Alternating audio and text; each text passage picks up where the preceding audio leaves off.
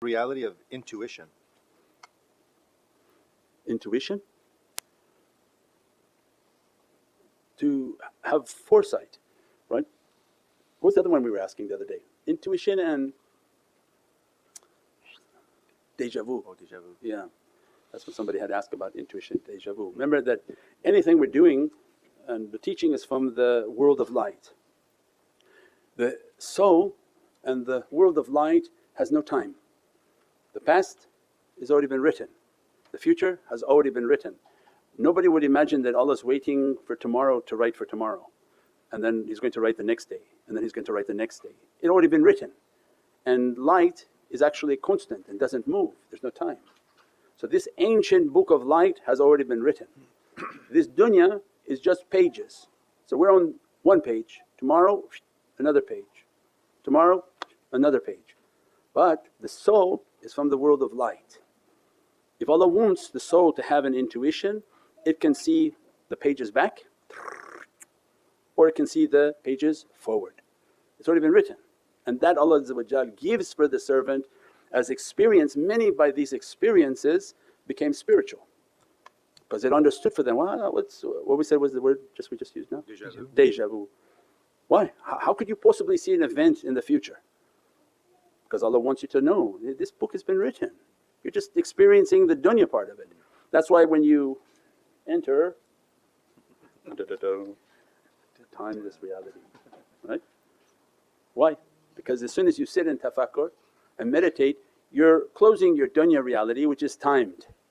As soon as you operate from your soul, what happens? Your soul is timeless.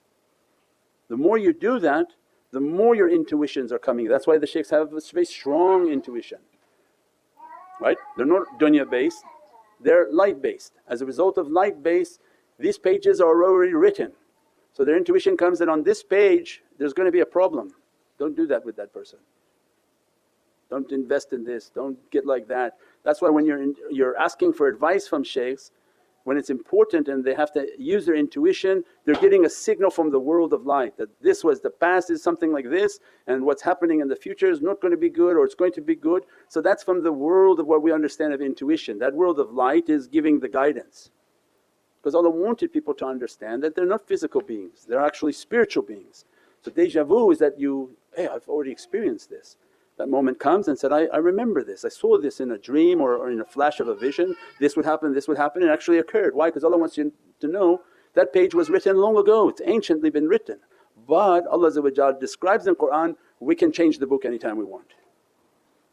He can erase and rewrite whatever He wants. And we describe that in time travel, that as Allah can fold the page and He can rewrite the whole of a destiny.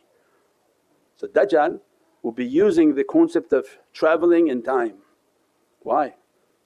Because whom he wants to take off the earth, he has sent his shaitans to go back in time to find that person and to kill them. And when he kills them, they won't appear in the future, right? They move through this spectrum of energy and they go back to who your Jad was, who your grandparent.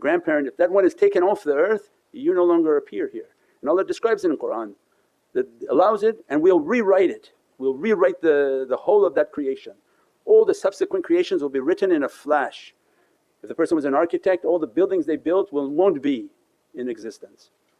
So because of that fitna that Dajjal is going to bring upon the earth, then how he preserved Islam and Qur'an, right? So the reciters of Qur'an are called what? Not memorizers but hafiz.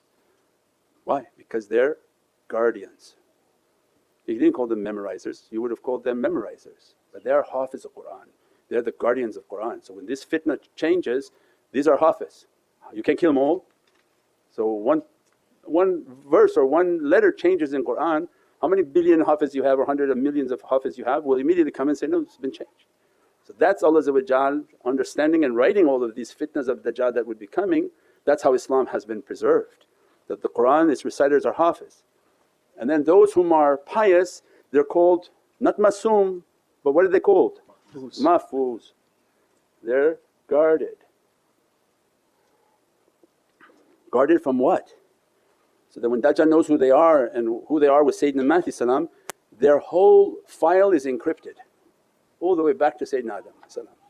That there's no shaitan that can go into their system and go and try to kill their grandparents so that they don't exist. Their whole file is an encrypted lock file, and as a result they are mahfuz on this earth. Imagine what shaitan would do if he knew who they were. And that's why Allah just said, hey, he plans, I plan better, don't worry, I already foresaw, I wrote this. Alhamdulillah.